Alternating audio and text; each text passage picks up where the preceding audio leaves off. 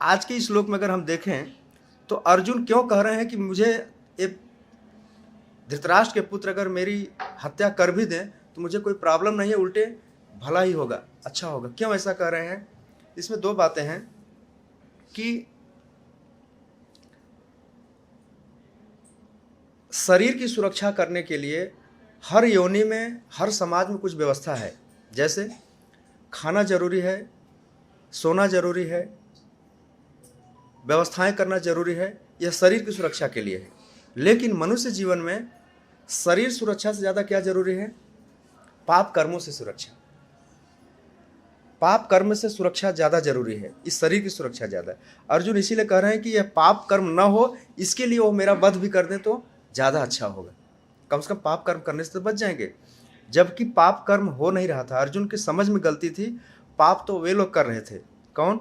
धृतराष्ट्र के पार्टी वाले कर रहे थे। अब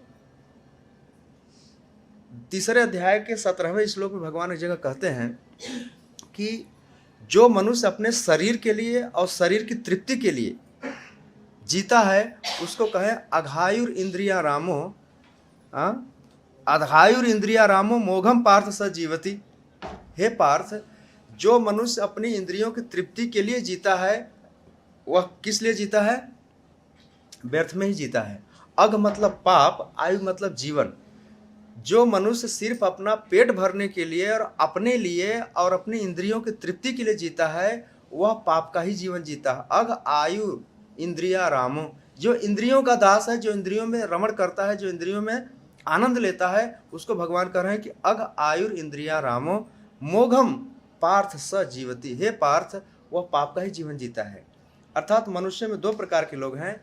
वे लोग हैं जो अपनी इंद्रियों की तृप्ति के लिए जी रहे हैं। हमारी जिह्वा की तुष्टि होनी चाहिए, हमारे अंगों की संतुष्टि होनी चाहिए, इसमें कोई बाधा आती है तो उनको समाप्त कर दो। वे लोग अघायु हैं। अघ आयु मतलब पाप वाला जीवन जी रहे हैं, इंद्रियों के दास हैं, इंद्रियों में आराम लेने वाले हैं। तो भगवान कह रहे हैं कि अगर ऐसा मनुष्य जीता है तो उसका परिणाम क्या होगा? और जिएगा तो और पाप करेगा, उसके पाप के भंडार में बढ़ोतरी होगी, वृद्धि होगी। इससे अच्छा है कि इसको अभी खत्म हो जाए। सरकार फांसी क्यों देती है पता है?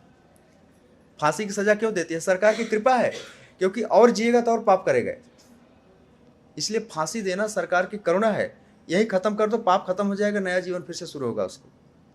इसलिए भगवान की ऐसी व्यवस्था है कि कुरुक्षेत्र में सारे पापी, सारे अधर्मी एक तरफ आए हैं। होलसेल में इनका वध हो जाए तो अच्छा है ना, एक एक करके कितना मारोगे? इसीलिए तो कलयुग में चैतन्य महाप्रभु ने कहा कि सारे पापी ही हैं। हमारी बुद्धि, हमारी इंद्रियां, हमारा मन सिर्फ इंद्रिय तृप्ति में ही लगा है दिन रात। आप शहर निकल के देखो, आहार, निद्रा, भय, मैथुन, यही चार चीजों की बड़ी उत्तम व्यवस्था है।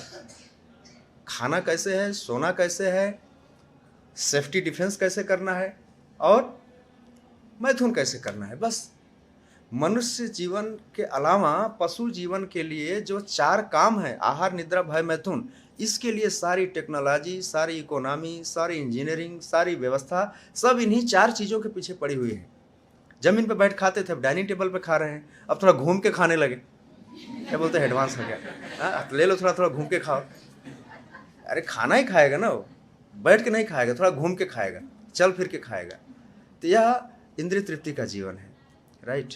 ऊपर से नींद हराम है, देख ही रहे हो आप।